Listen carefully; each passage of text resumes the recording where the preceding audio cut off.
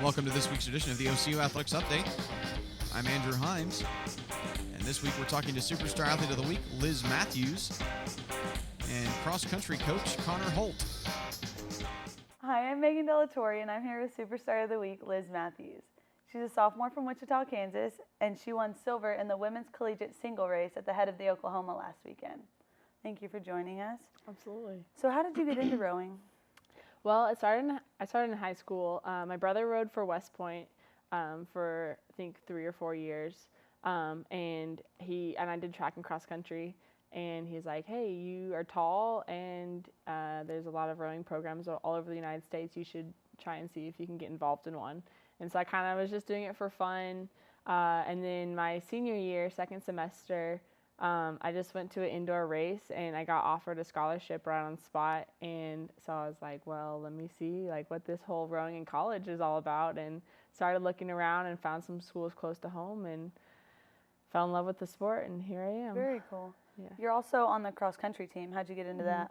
Like I said, I did cross country in high school, and the coach here, Coach Holt, just needed a couple extra runners. So there's actually 3 of us girls on the rowing team that are doing cross country, and we basically just practice outside of our rowing practice and by ourselves, and then we race with the team. So we kind of get the best of both worlds. That's nice. Yeah. So why'd you choose OCU? Mainly for the nursing program and for the rowing program. OCU has a really unique, is unique because most collegiate rowing programs only have one type of rowing, which is sweeping. And because our team is small, we can do sculling and sweeping. So it kind of gives you more variety. Also because rowing down in Oklahoma City is kind of booming right now, and the Devon Boathouse is proof of that. And it's just a really exciting time and place to be a part of rowing right now. Yeah. So what's it like being able to train at the Devon Boathouse every day? It's a lot of fun. We're training and rowing right next to Olympians, and oh wow, yeah, I didn't realize that. Yeah, there's a lot of talent and a lot of skill at the athletes in the Devon Boathouse. We don't actually practice with. There's a high performance team. We don't practice with them, but we use the same facilities, the same rowing machines, boats. Share a lot of boats and oars and things like that with them. There's lots of the Devon Boathouse really is just a center for the highest form of athletics that you can have. They have a high altitude chamber, which basically takes the oxygen out of the room, so you can it synthesizes training in high altitude, and so you can sleep in there, you can work out in there, and that it makes your blood produce more blood cells, which is more effective in the long run. That's very interesting. Yeah, and then they have an indoor tank, so when the water freezes over or the river's drained, we can still train, work on oar, like blade work and stuff like that inside during the winter time. That's really impressive. Yeah. So what's it like rowing under the lights on the Oklahoma River? Like the night sprints? Mm-hmm. It's really, that's probably the best rowing experience that you can have. We practice every day at night, so nighttime we're kind of used to that, but having those lights being the main focus of the whole regatta is just really a lot of fun, and it's just a different experience. It's a short race, so you just go out and give your all for that little minute and a half, and then you're done. But that night it was a little bit rainy, and so it kind of was a little bit more challenging because your hands are slippering, but it just makes the whole... That's all part of it, yeah, right? it just makes the whole thing a lot more fun. So. Well, and your next event is at the head of the Charles in Boston on October 21st and 22nd, correct? What will you be expecting from that race? This is my first year to compete there. I know it's one of the biggest regattas in the country, and probably one of the most renowned in the world. And so I'm really excited to be a part of it, be an athlete competing there. I would really like just to place well. I don't really have very many expectations because I don't know what to expect, really. Right. So, I mean, outside of just doing my best and to have a good experience, there's nothing else I can really hope for. Yeah. So. Well, good luck. Thank you. The rest of the season. Once again, we're here with Superstar of the Week, Liz Mathews, and I'm Magean De La Torre.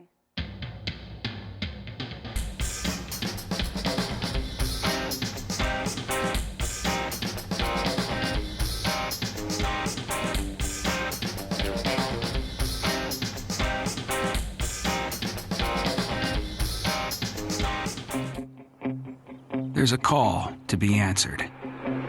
The spirit of competition is still alive inside. The desire still drives.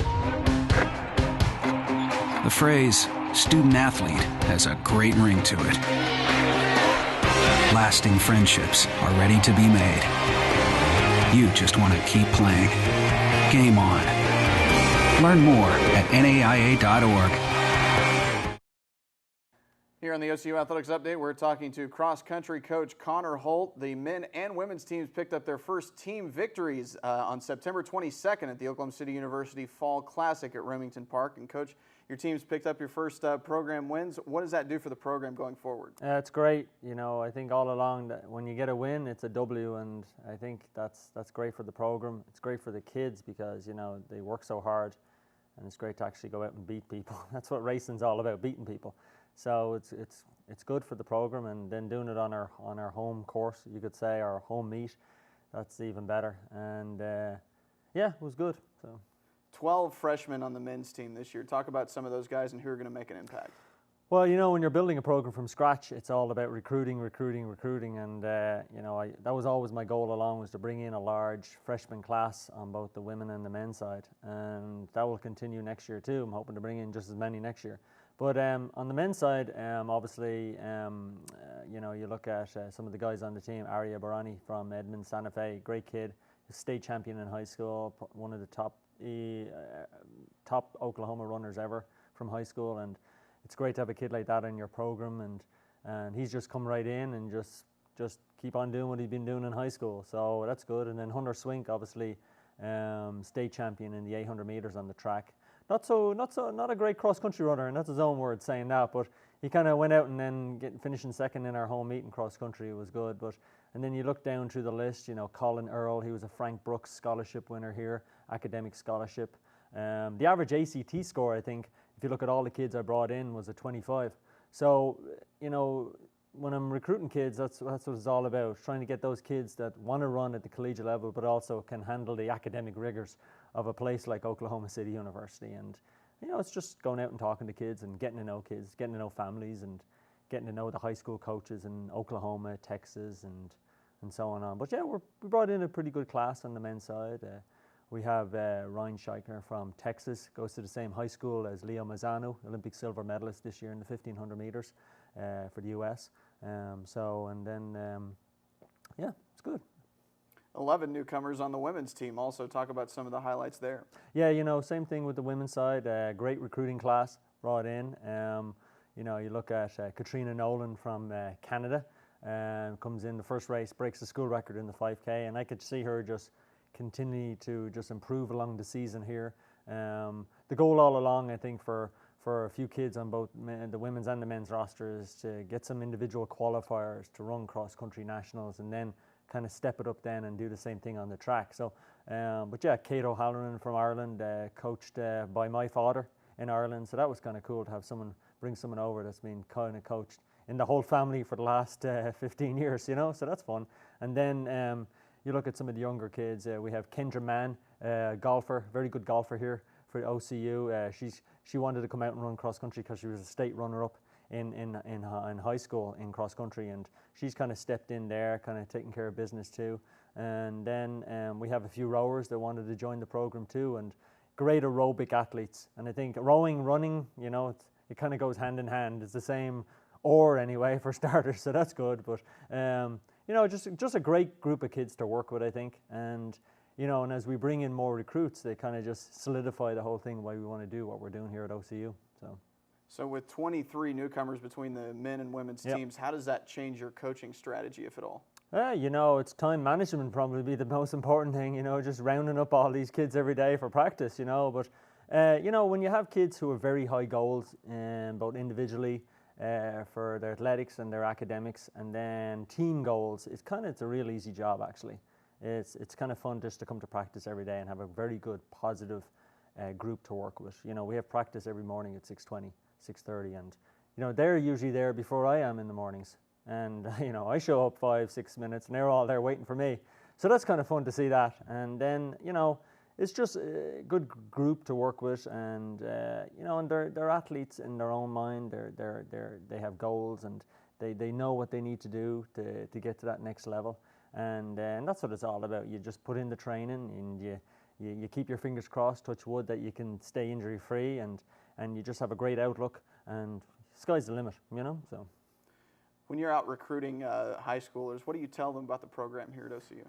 You know, you just tell them that, one, OCU is a great academic institution. You know, you're going to have that 14, 12 to 1 student-teacher ratio, and kids like that. And then, you know, be coached by a crazy guy like me, you know, there's some of them like, some of them buy into that, some of them don't. They'll be looking at you like you're cross-eyed. But, you know, you just tell them that, you know, we're building a distance-only program here for right now, and eventually, you know, when the program gets big enough, when I'm able to lay some mortar and put some bricks together, I might be able to build a track someday here, and you know, they kind of just tell them the vision that you can see here over the next few years, and winning national titles. And kids love to hear that. Kids love to hear that, and that you want to coach them to win in something like that. And then, you know, obviously then the scholarships, if you can give them a little bit of scholarship money, they love that too, you know. So it kind of is a little bit of combination of everything, you know.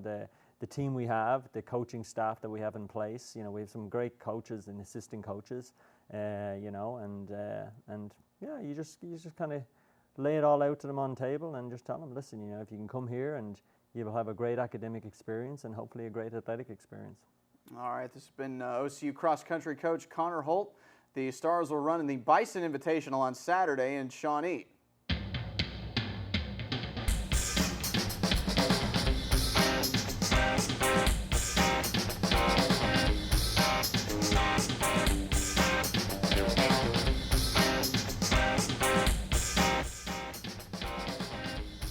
That's it for this week's edition of the OCU Athletics Update. Check back every week for all the latest in OCU sports.